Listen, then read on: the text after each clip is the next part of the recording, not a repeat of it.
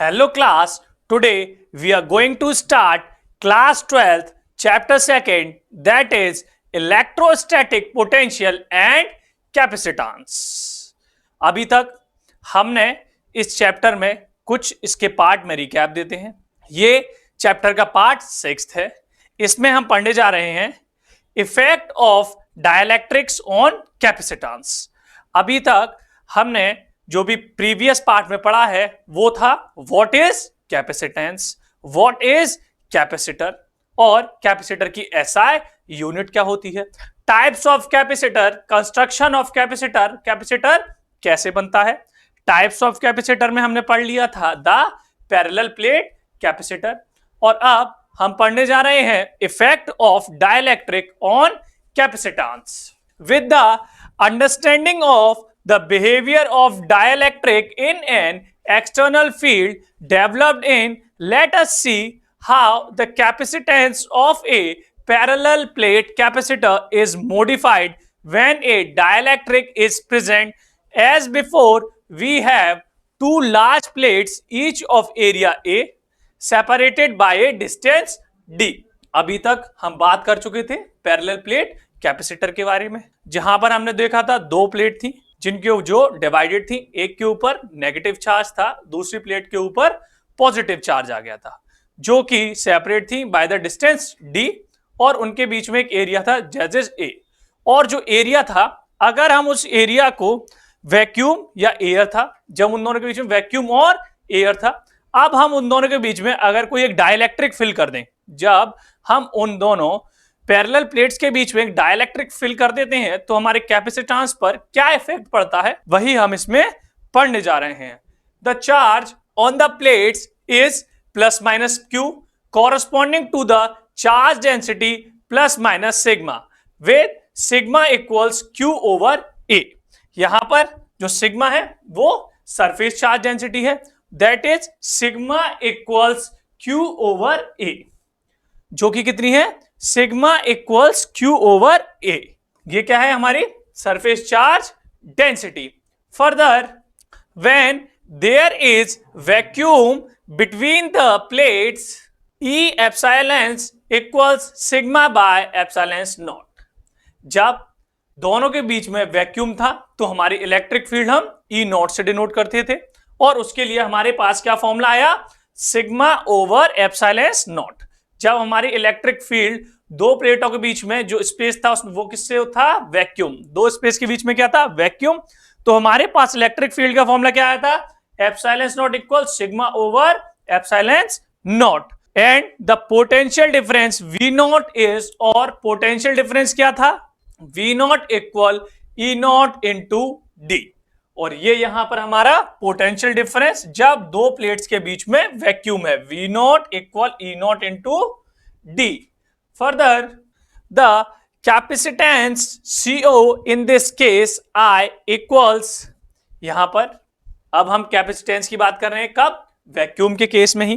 तो वैक्यूम के केस में आपको कैपेसिटेंस का हमें फॉर्मूला पता था, जो क्या था, कैपेसिटेंस का फॉर्मूला सिंपल, हमारे पास जो चार्ज होता है वो डायरेक्टली प्रोपोर्शनल होता है वोल्टेज के, दैट इज पोटेंशियल डिफरेंस.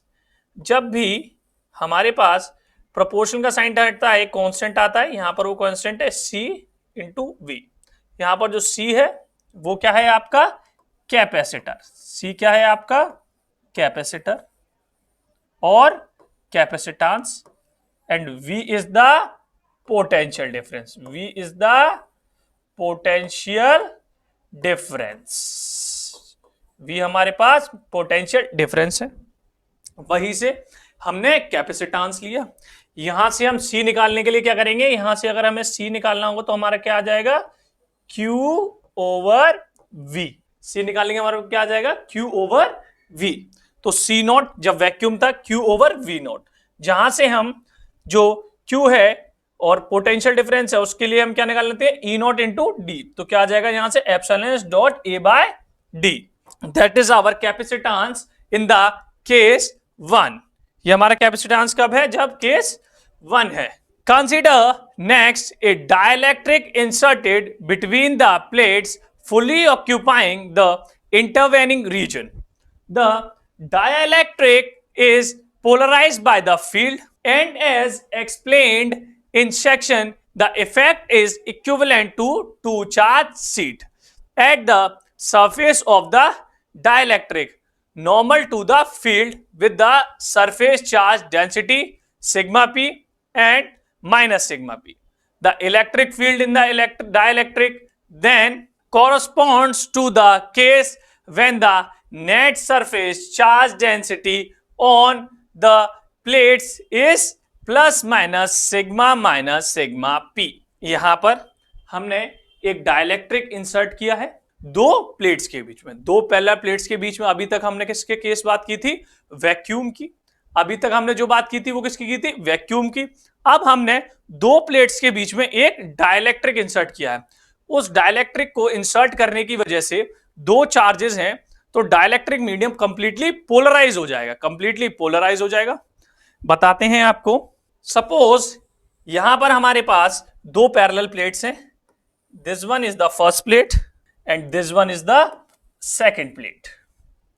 ये फर्स्ट प्लेट है, ये सेकंड प्लेट है. इसके ऊपर पॉजिटिव चार्ज है, इस प्लेट्स पर पॉजिटिव चार्ज इंड्यूस्ड है, इस प्लेट्स पर नेगेटिव चार्ज इंड्यूस्ड है.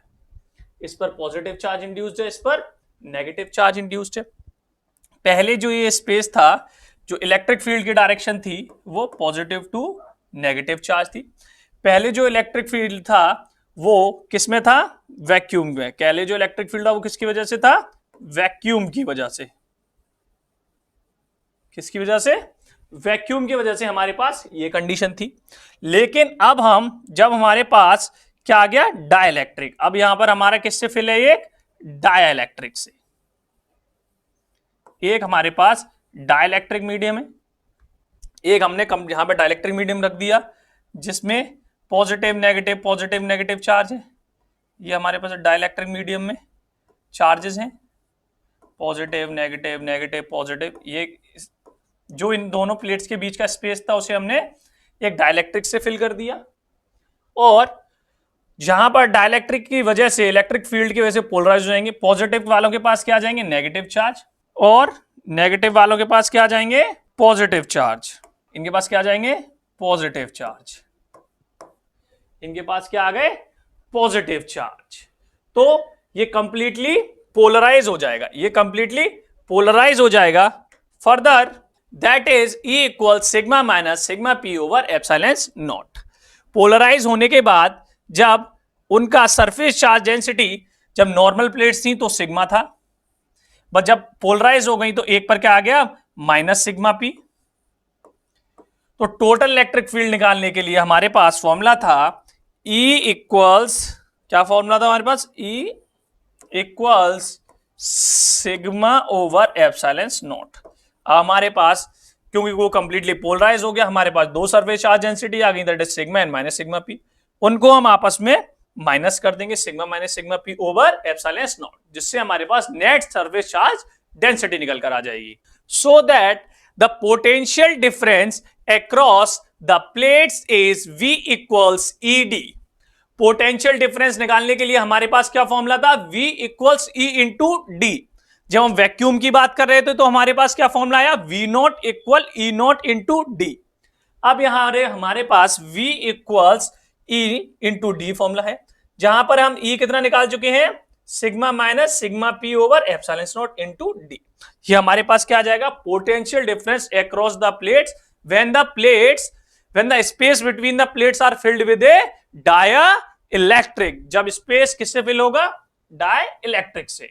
For linear dielectrics we expect sigma P to be proportional to E naught, that is to sigma. Linear dielectrics के लिए जो सिग्मा पी है वो प्रोपोर्शनल है E नॉट के, जो कि इक्वल है सिग्मा के. अभी तक हमने ये सिग्मा पी ये डिनोशन है किसका? पोलराइज्ड एरिया का. ये पोलराइज्ड एरिया की सरफेस चार्ज सिग्मा पी, जो सिग्मा था surface charge density, sigma P is the surface charge density of a polarized area. Sigma P is the surface charge density of a polarized area, जो कि sigma P है, वो directly proportional है ई not के। और further sigma P को आप directly proportional किसके लिख सकते हो, सिग्मा के। Further thus sigma minus sigma p is proportional to sigma and we can write sigma minus sigma p equals sigma by k, sigma by k, where k is a constant characteristic of the dielectric. Clearly k is greater than 1. We then have V equals sigma d epsilon s naught k, that is equals to q d a epsilon s naught into k, जहां पर के एक constant है जो कि characteristic है die electric का। Clearly जो के है वो बड़ा है 1 से, तो हमारे पास पोटेंशियल था उसके लिए हमारे पास जो हमने फॉर्मूला निकाला था sigma D over epsilon naught into के, पहला प्लेट कैपेसिटर में निकाल चुके थे। यहां से हमारे पास जो सिग्मा है वो सिग्मा बाय के इक्वल्स हो जाएगा, जो हम इलेक्ट्रिक फील्ड निकाल चुके हैं वो किसके इक्वल्स हो जाएगा, सिग्मा बाय के। तो वहां से Q D A epsilon naught into K, हमारे पास फॉर्मूला क्या आ जाएगा, sigma Q D A epsilon naught into the capacitance C with dielectric between the plates is then C equals Q by V। यहां पर अब हमने कैपेसिटेंस निकाला है, उसका फॉर्मूला हमारे पास क्या था, Q ओवर V। यहां से हमारे पास जो Q ओवर V के लिए जो हमारा फाइनल फॉर्मूला निकला, चार्ज और V के लिए पोटेंशियल हम कितना निकाल चुके थे, यहां पर हम पोटेंशियल कितना निकाल चुके हैं, सिंपल चार्ज को हम Q रहने देते हैं ऊपर, पोटेंशियल कितना निकाल चुके हैं Q D जो और मल्टीप्लाई किया जाएगा उसके बाद A epsilon naught into K, Q से क्यू कैंसिल आउट हो जाएगा, हमारे पास क्या बचेगा A epsilon naught K upon D, A epsilon naught K over D. This is the capacitance when dielectric is filled between the plates. ये capacitance हमारे पास कब है, जब प्लेट्स के बीच में डाइलेक्ट्रिक फिल है, जब medium is filled with a dielectric.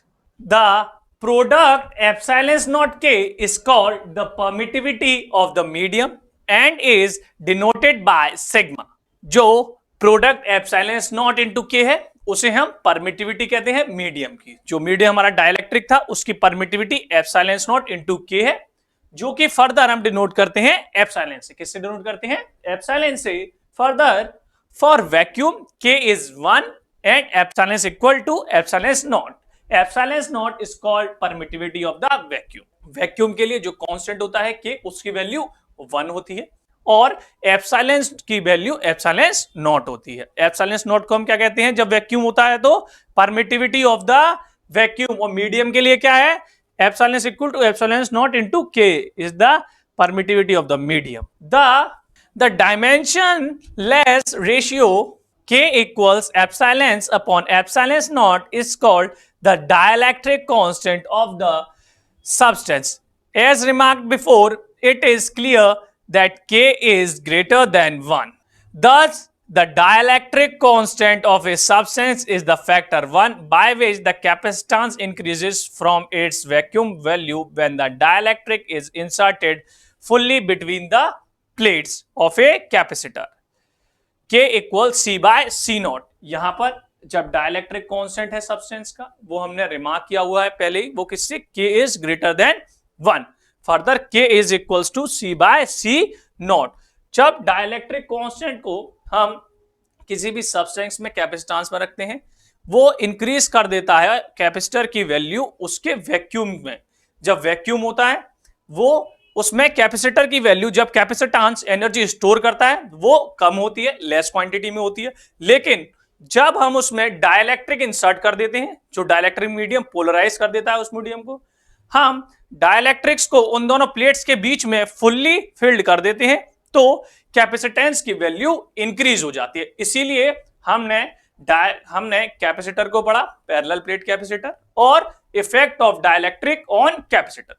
तो डाइलेक्ट्रिक का असर कैपेसिटर पे क्या पड़ा कि उसकी जो एनर्जी स्टोरिंग एबिलिटी है, जो उसकी एनर्जी स्टोर एबिलिटी है, वो इंक्रीज हो जाती है as compare to vacuum. Now class we are going to study combination of capacitors. अभी तक हमने बात की कैपेसिटर की, टाइप्स ऑफ कैपेसिटर की। अब हम बात करते हैं कॉम्बिनेशन ऑफ कैपेसिटर्स के बारे में।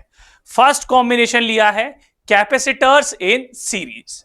When capacitors are connected in series, the magnitude of charge Q on each capacitor is same. The potential difference across C1 and C2 is difference, that is V1 and V2. अब हम combination of capacitors के बारे में बात करने जा रहे हैं। जहां पे हमने पहला कॉम्बिनेशन लिया है वो है जब कैपेसिटर सीरीज में लगे हों। सीरीज का मतलब एक ही लाइन में जब कैपेसिटर्स जुड़े रहेंगे उनको हम कहते हैं कैपेसिटर्स इन सीरीज। जैसे यहां पर एक ही लाइन में दो कैपेसिटर जुड़े हैं, that is capacitor 1, that is capacitor 2। जब ये इस तरीके से लगे हों,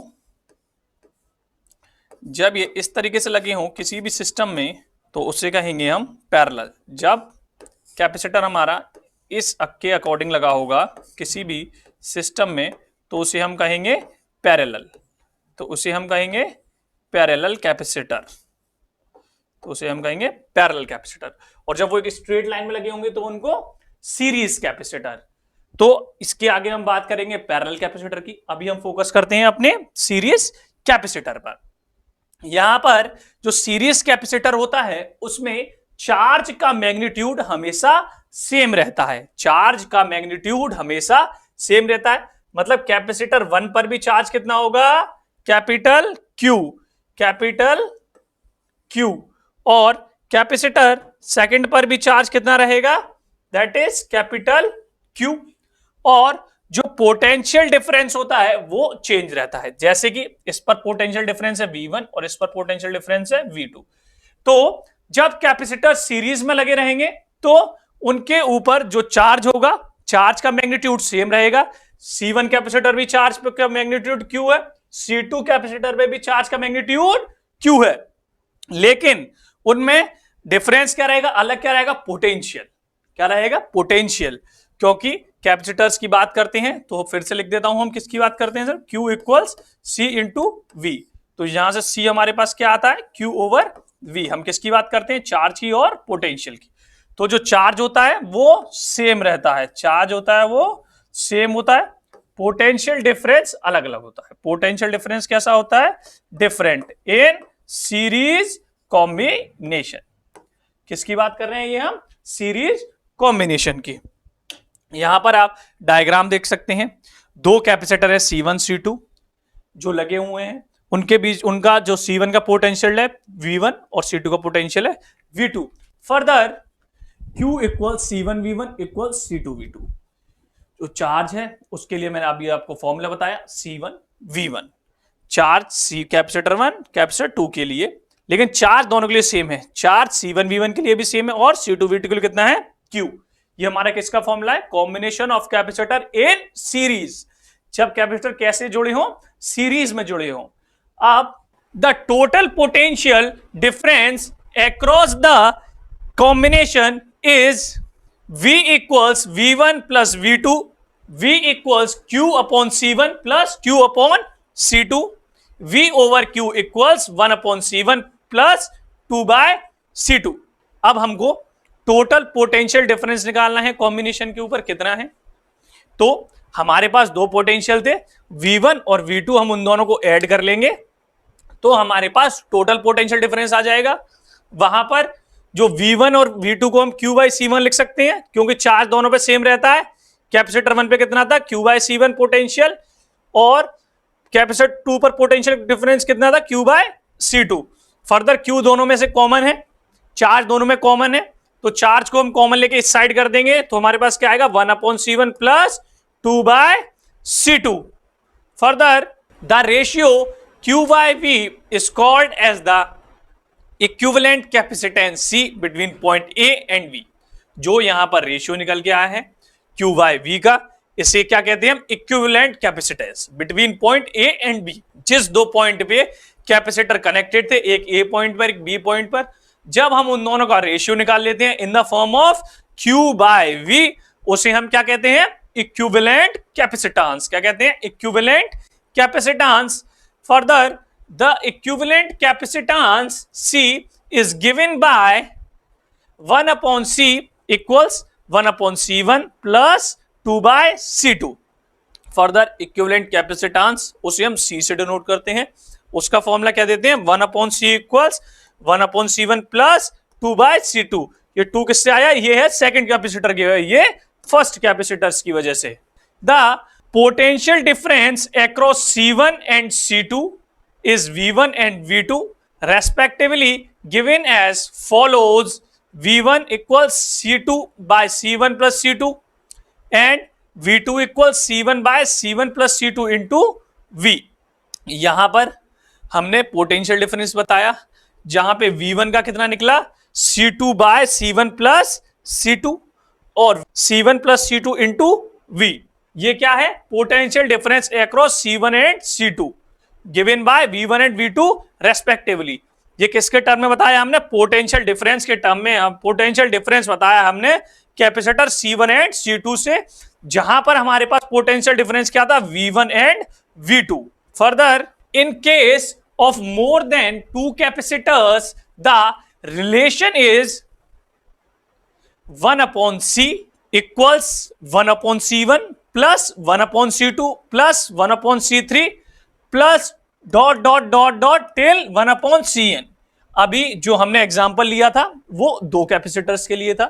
ये हम जब बात कर रहे हैं जब मोर देन 2 कैपेसिटर्स होंगे, 3, 4, 5 इनफाइनाइट नंबर ऑफ कैपेसिटर्स जब हमारे पास होंगे काफी ज्यादा क्वांटिटी में, तो उनका निकालने के लिए हमें रिलेशन हम डायरेक्ट ऐड करते हैं टिल Cn, जितने भी नंबर ऑफ हमारे पास कैपेसिटर्स होंगे। Important point, if n identical capacitors of capacitance C are connected in series, then effective capacitance equals C by n।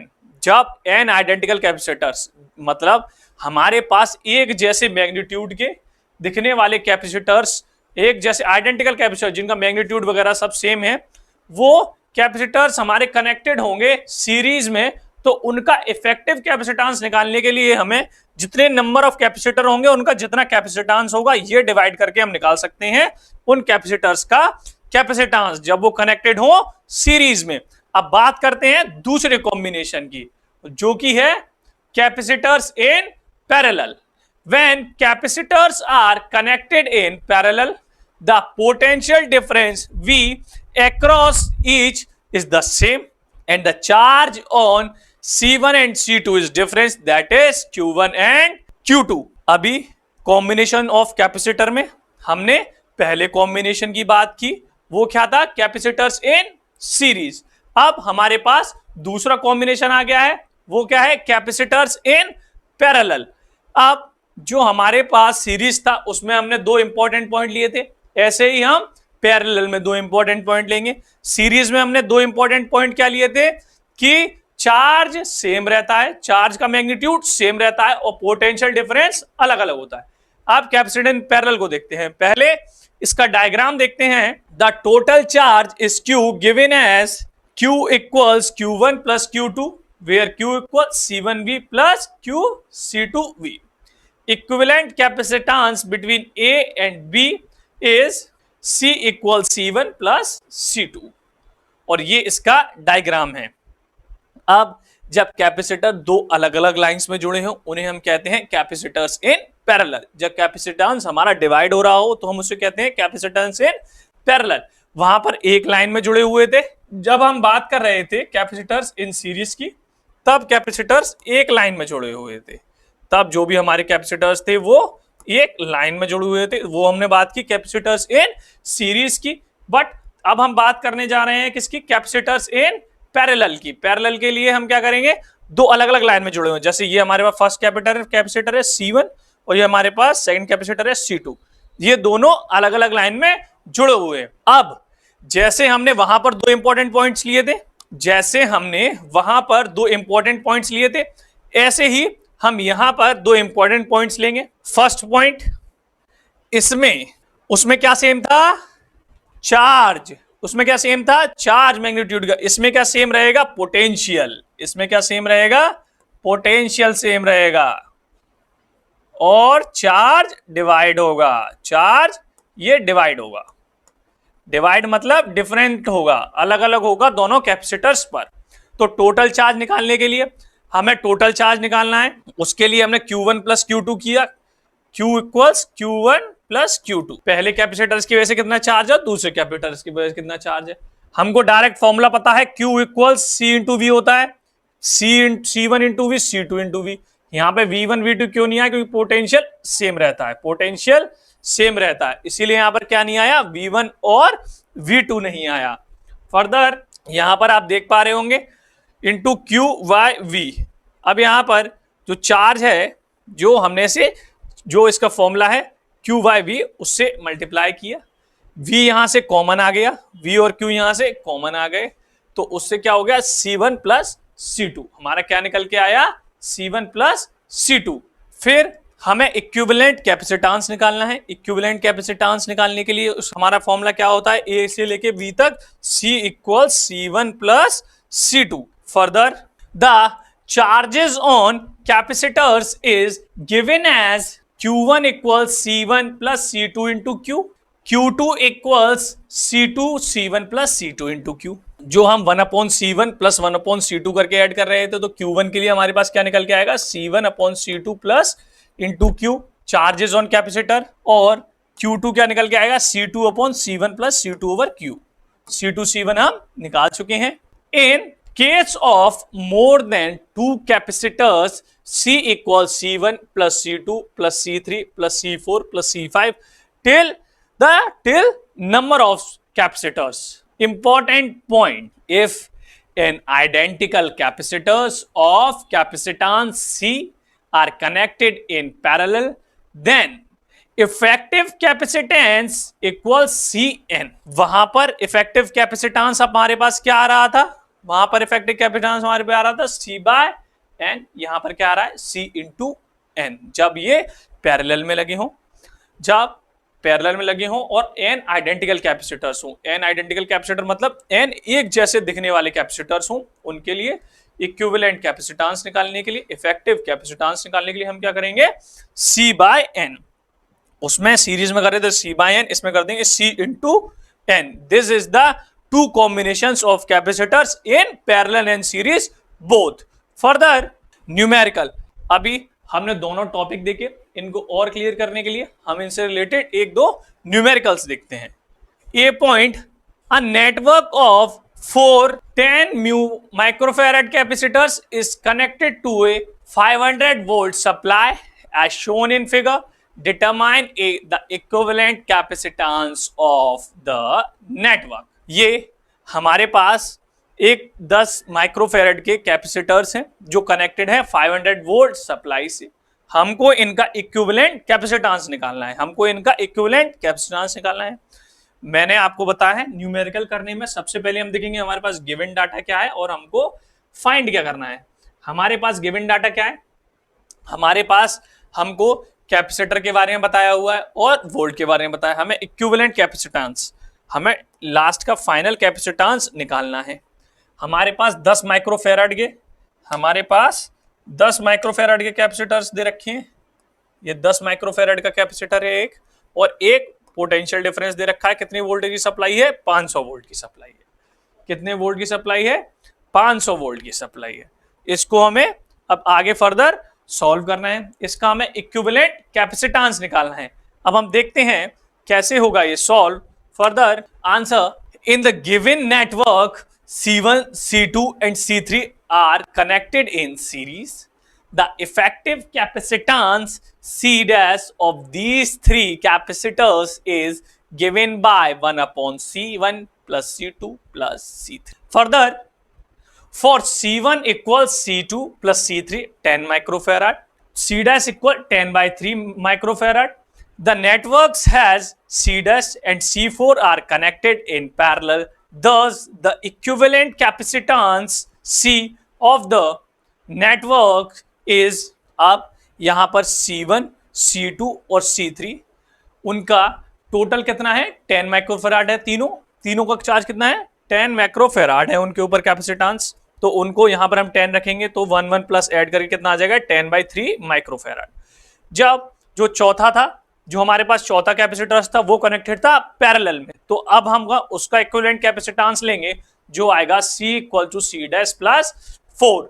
मतलब जो हमने इन तीनों का कैपेसिटेंस निकाला है, जो हमने इन तीनों का कैपेसिटेंस निकाला है, इन तीनों का जो हमने कैपेसिटेंस निकाला है उसको हम C4 के साथ ऐड कर देंगे डायरेक्ट पैरेलल में, तो हमारे पास इक्विवेलेंट कैपेसिटेंस निकल के आ जाएगा।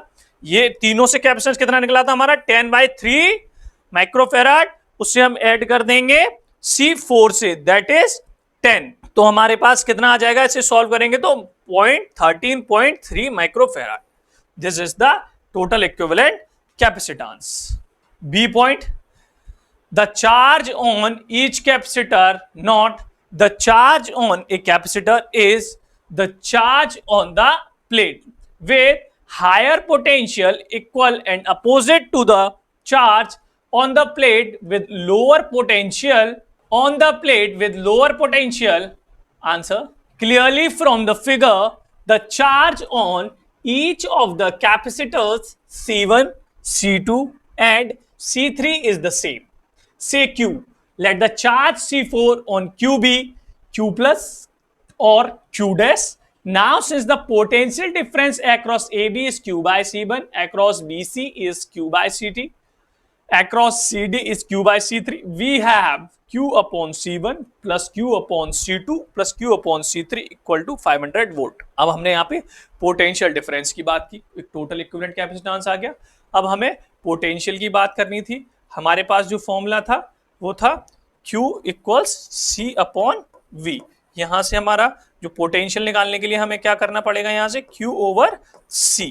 तो हमने Q ओवर C की फॉर्म में निकाला। जो तीन थे हमारे वो डायरेक्ट सीरीज में थे, Q upon C1 plus Q upon C2 plus Q upon C3, और उनका कैपेसिटेंस कितना दे रखा था 500 वोल्ट। जो फोर्थ बनता वो पैरेलल था। अब उसके लिए हम देखते हैं पैरेलल के लिए कैसे निकालते हैं। Also Q dash C4 is 500 volt. This gives for the value of the capacitance Q 500 volt into 10/3 microfarad. This gives 1.7 into 10 to the power minus 3 coulomb. यहां से हमारे पास पोटेंशियल आ गया, यहां से हमारे पास क्या आ गया, पोटेंशियल। ये हमारे Q इक्वल टू क्या होता है C इंटू V। ये हमारे पास क्या आ गया, दोनों में चार्ज ऑन द कैपेसिटर्स, ये आ गया चार्ज C, ये क्या आ गया C, और ये हमारे पास C, ये आ गया V। Q equal to C into V, उससे मल्टीप्लाई कर देंगे तो हमारे पास चार्ज की SI यूनिट क्या होती है, कूलम। Q कितना आ गया 1.7 into 10 to the power minus 3 coulomb. This is the charge given on the capacitance. Q dash 500 volt into 10 to the power microfarad equals 5.0 into 10 to the power minus 3 coulombs. और ये हमारे पास आ गया parallel की वजह से। Q डैश कितना था, तो ये किसकी वजह से आया, सीरीज की वजह से, और जो लास्ट पैरेलल था उसकी वजह से क्या आया 500 वोल्ट इंटू 10 माइक्रोफैराड। उनके लिए हमारे पास आया 5.0 into 10 to the power minus 3 coulomb. Further, energy stored in a capacitor. अब हम बात करेंगे energy stored in a capacitors. एक कैपेसिटर्स में कितने अमाउंट में एनर्जी स्टोर हो सकती है। The dramatization that is usually seen in movies where medical personnel uses a defibrillator to pass an electric current through a patient's heart to get it to beat normally, uses the energy stored in a capacitor. Less dramatic application of the energy stored in the capacitor lies in the use of capacitors in microelectronics such as handheld calculators. In this article, we discuss the energy stored in the capacitor. यहां पर हम बात करने जा रहे हैं energy stored in a capacitors की। उसमें हमारे पास ये एक डेली लाइफ एप्लीकेशन दे रखे हैं जिससे आपको समझ में आए इस टॉपिक को हम पढ़ क्यों रहे हैं। फिजिक्स में कोई भी फिनोमेना होता है वो हमारे डेली लाइफ एप्लीकेशन पे बेस्ड होता है, वो जनरली हम अपने देख सकते हैं। जैसे energy stored in a capacitor है, इसको हम किस में देख सकते हैं, जब भी कोई हार्ट पेशेंट होता है उसकी बीट को, हार्ट बीट को नॉर्मली लेके आनी है तो हम डिफिब्रिलेटर यूज करते हैं। देखा होगा आपने मूवीज वगैरह में कि जब हम उसको चेस्ट में नॉर्मल नहीं आ रहा होता एयर के लंग्स कराने के लिए, हम उसको रख के और जितनी एनर्जी उसे एक इलेक्ट्रिक शॉक देते हैं जिससे उसका जो डायफ्राम है उसमें दोबारा से वो उसकी हार्ट बीट को चलते हुए दिखा दे। और इसका लेस ड्रामेटिक एप्लीकेशन और किस किस में यूज होता है, ये माइक्रो इलेक्ट्रॉनिक्स में और हैंड हेल्ड कैलकुलेटर्स में, जो नॉर्मल कैलकुलेटर्स होते हैं उनमें कैपेसिटर्स यूज होता है। ये सारी कैपेसिटर्स की एप्लीकेशन है कि कैपेसिटर्स किस किस चीजों में यूज होता है और ये कैसे अपनी एनर्जी स्टोर करता है, वो हम आगे अब डिस्कस कर देंगे। और हम डिस्कस करने वाले हैं जो भी फॉर्मूला यूज होगा एनर्जी स्टोर करने के लिए, वो फॉर्मूला हम आगे डेराइव करेंगे, निकालते हैं उसको। How to calculate the energy stored in a capacitors. Basically अब हम यहाँ पे इसके फॉर्मूले में डेराइव करने वाले हैं कि किसी भी कैपेसिटर्स में कितनी एनर्जी स्टोर करती है, उसे हम कैसे कैलकुलेट करते हैं। तो आइए हम उसे देखते हैं। अब सबसे पहले ये डायग्राम है एक कैपेसिटर्स का जो कि कनेक्टेड है एक बैटरी से। जो इसकी जो फर्स्ट आप देख पा रहे हैं, ये दो एक पैरेलल प्लेट्स होती हैं, आपने कैपेसिटर्स में देखा, ये पॉजिटिवली चार्ज है, ये नेगेटिवली चार्ज है। ये कंडक्टिव प्लेट्स हैं, दोनों पैरेलल प्लेट्स हैं। इनके बीच में एक ये डाइलेक्ट्रिक है, इससे पहले आप पढ़ चुके हैं, डाइलेक्ट्रिक है इनके बीच में कि डाइलेक्ट्रिक का इफेक्ट क्या पड़ता है कैपेसिटेंस पे, ये भी हमने इस टॉपिक को क्लियर किया हुआ है। थर्ड, ये बैटरी जिससे हमें वोल्टेज प्रोवाइड किए जा रहे हैं। This is the diagram of A capacitor. अब इसमें एनर्जी कैसे स्टोर करते हैं वो कैलकुलेट करने को देखते हैं। F Q is the charge on the plate at that time, then Q equal C into V. ये अगर जो क्यू है चार्ज है प्लेट पर, तो वहां पर हमारे पास चार्ज के लिए डायरेक्टली प्रोपोर्शनल होता है वी के, डायरेक्टली प्रोपोर्शनल हटता है तो कांस्टेंट आ जाता है। वो कांस्टेंट यहाँ पे क्या है, सी। वो कांस्टेंट यहाँ पे क्या है, सी।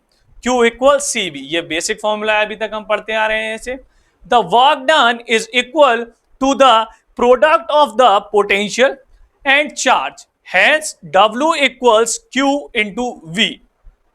If the battery delivers a small amount of charge dq at a constant potential V, then the work done is dw equals v dq, that is equals to q by c dot dq। अब यहां पर हमने potential की बात की, potential में हम बात करते हैं work done in bringing a charge from infinity to a point. Work done निकालने के लिए हमारे पास फॉर्मूला है v into Q. Work done निकालने के लिए हमारे पास क्या फॉर्मूला है, potential into charge. v is the potential, q is the charge. अगर बैटरी बहुत स्मॉल अमाउंट में चार्ज क्रिएट कर रही होगी, जो बैटरी है बहुत स्मॉल अमाउंट में चार्ज दे रही है, तो उसके लिए हम क्या करेंगे, थोड़ा ही वर्क डन निकालेंगे। तो उसके लिए क्या ले लेंगे, D Q. Battery D Q दे रही है तो डी डब्ल्यू अमाउंट कितना होगा, V D Q, V D Q. Further Q, यहां से वी को क्या लिख सकते हैं, क्यू बाई सी। फर्दर यहां से हम वी को क्या लिख सकते हैं, क्यू बाई सी। ये यहां पर हमारे पास वी है, यहां से हम वी को क्या लिख सकते हैं, क्यू बाई सी। तो यहां से हमने v को क्या लिख दिया, q by C into D Q. अब आगे देखते हैं। Now the total work done in delivering a charge of an amount q to the capacitor is given by w equals integration from 0 to q by C. अब अभी हमने small amount में charge निकाला था, डेट इज dw।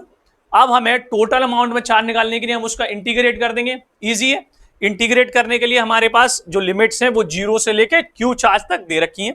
फॉर्मूला हमारे पास क्या निकल के आया है, q by C into D Q, Q by C into D Q. Further जो हमारी कैपेसिटर्स है ये कैसी है, कांस्टेंट क्वांटिटी है। जो हमारा कैपेसिटर है वो कैसी है, एक कांस्टेंट क्वांटिटी है, तो 1 बाई सी हमारा बाहर आ जाएगा। जहां से हमारे पास इंटीग्रेशन किसका करना है, हमें q का हमें इंटीग्रेशन करना है।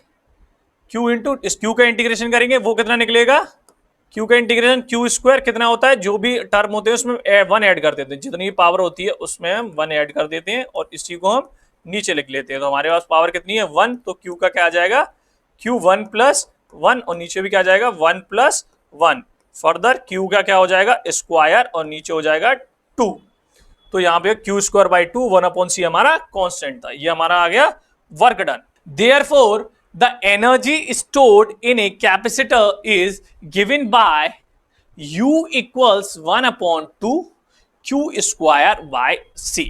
ये therefore ये एनर्जी स्टोर करने का कैपेसिटर में फॉर्मूला है 1/2 Q square by C। ये किसका फॉर्मूला है, energy stored in a capacitor. Substituting Q equals CV in the equation above, we get, अब हम यहां पर जो इक्वेशन है इसमें, जो ये इक्वेशन है इसमें Q की जगह हम CV सब्स्टिट्यूट कर देंगे। CV पुट करते हैं, पुट करके देख लेते हैं। जो इक्वेशन से हमारी Q है इसको यहां लिख लेते हैं फर्दर, ये कितनी है 1/2 इंटू Q की जगह हम लिख लेते हैं CV, Q का स्क्वायर है तो CV का हमारे पास स्क्वायर हो जाएगा by C, further 1/2 into C square V square over C, ये C से स्क्वायर कैंसिल आउट हो जाएगा और हमारे पास क्या टर्म बचेगा 1/2 इंटू CV स्क्वायर। हमारे पास क्या आ गया एनर्जी का 1/2 CV square. Further the energy stored in a capacitor is given by the equation U equals 1/2 dot CV square। Numerical. अब हम देखते हैं, इस टॉपिक में हमने पढ़ा किसी भी कैपेसिटर में कितनी अमाउंट में एनर्जी स्टोर होती है, उसका फॉर्मूला हमारे पास क्या निकल के आया U equals 1/2 dot CV square। तो हम उसके ऊपर अब न्यूमेरिकल देखते हैं। हमारा क्वेश्चन है ए part, a 900 picofarad capacitor is charged by 100 volt battery. How much electrostatic energy is stored by the capacitor? अब हम इसका आंसर देखते हैं। सबसे पहले हम डायग्राम देखेंगे। यहां पर आप देख सकते हो हमारे पास 900 पिकोफेराड के कैपेसिटर्स हैं, दो पैरेलल प्लेट कैपेसिटर हैं, एक पॉजिटिव चार्ज है और एक नेगेटिव चार्ज है। यहां पर 100 वोल्ट की बैटरी से वो कनेक्टेड है। अब हमको इसमें निकालना है energy stored by the capacitor. Energy stored by the capacitor के लिए हमने क्या फॉर्मूला पढ़ा हुआ है U equals 1/2 dot CV square. तो सबसे पहले इसमें क्या क्या दे रखा है, जो गिवन है हम वो लिखेंगे और फिर उसे फाइंड आउट करेंगे। अब हम इसका सॉल्यूशन देखते हैं। The charge on the capacitor is Q equals CV। यहां पर हमने चार्ज देखा कैपेसिटर पे, क्या फॉर्मूला होता है चार्ज ऑफ द कैपेसिटर का Q इक्वल्स CV। जहां पर चार्ज कितना था 900 पिकोफेराड, पिको के लिए हम 10 टू द पावर -12 से मल्टीप्लाई करते हैं। पिको के लिए कितना करते हैं हम 10 इंटू 10 टू द पावर -12 से, 900 इंटू 10 टू द पावर -12। यहां पर हमारे पास V कितना था 100 V था, कितना था हमारे पास 100 V, जिससे हमारे पास क्या निकल आया चार्ज निकल आया। चार्ज कितना है 9 into 10 to the power -8 coulomb. हमने पहले ये क्यों किया, क्योंकि हमारा फॉर्मूला क्या था U इक्वल्स, हमारा जो फॉर्मूला है वो क्या है U equals 1/2 dot CV square, dot का मतलब मल्टीप्लाई है यहां पर, डॉट CV स्क्वायर, ये हमारे पास फॉर्मूला है। तो हम यहां से Q निकाल चुके हैं। फर्दर अब हम आगे देखते हैं। The energy stored by the capacitors is 1/2 CV square। इसे हम QV लिख सकते हैं और वहां से हमारे पास 1/2 इंटू ये इसका सॉल्यूशन है। CV स्क्वायर को हमने देखा, इन्होंने क्या किया यहां से Q इक्वल CV, उसको यहां से पुट किया, जैसे कि आप देख सकते हैं यहां पर इन्होंने इस सॉल्यूशन में CV Q को क्या लिख सकते हैं यहां पर इजी, Q इक्वल्स CV और C इक्वल्स Q/V। तो यहां पर C की जगह हम क्या रख सकते हैं Q/V इंटू V स्क्वायर, इससे ये कैंसिल आउट हो जाएगा तो हमारे पास क्या बचेगा Q और V। तो हमारे पास क्या आया Q और V। तो यहां पर हमारे पास चार्ज है Q, कितना निकला है हमारा 9 into 10 to the power 8 coulomb. हमने चार्ज को यहां रखा 9 into 10 to the power -8 coulomb. Potential हमारे पास गिवन है बैटरी का कितना है 100 वोल्ट, 100 से मल्टीप्लाई कर देंगे और एनर्जी किस में निकल के आती है जूल में। ऐसा यूनिट बहुत इंपॉर्टेंट है, ऐसा यूनिट हमें न्यूमेरिकल्स के बाद नहीं बोलनी है, वो हमें लगानी ही है। ऐसा यूनिट किस में निकलेगा जूल में। तो एनर्जी स्टोर्ड कितना आया हमारे पास 4.5 into 10 to the power -6 joule. कितना आया 4.5 into 10 to the power -6 joule. B part, the capacitor is disconnected from the battery and connected to another 900 picofarad capacitor. What is the electrostatic energy stored by the system? अब इन्होंने कहा, अब इन्होंने क्या किया, उस बैटरी जो कनेक्टेड थी ना 100 वोल्ट की, उससे उसे हटा दिया। जो उस कैपेसिटर का सिस्टम था उसे उस बैटरी से जो कनेक्टेड थी इन्होंने क्या किया उसे हटा दिया। जो 900 पिको फराड के कैपेसिटर्स थे। अब ये पूछ रहे हैं हमसे कि इसमें इलेक्ट्रोस्टैटिक एनर्जी कितनी स्टोर होगी सिस्टम में, हमें वो बताइए। अब हम उसका सॉल्यूशन देखते हैं। अब हमारे पास सिंपल कैपेसिटर्स हैं, अब इन्होंने सिंपल कैपेसिटर्स हैं, हमारी बैटरी को हटा दिया है। आप देख सकते हैं दो कैपेसिटर सिर्फ आपस में कनेक्टेड है यहाँ पर, लेकिन कोई बैटरी नहीं है। तो अब हमारे पास इलेक्ट्रोस्टैटिक एनर्जी कैसे निकालते हैं, आइए देखते हैं solution answer. In the steady situation, the two capacitors have their positive plates at the same potential and their negative plates at the same potential. Let the common potential difference be V dash. The charge on each capacitor is then Q dash equals CV dash.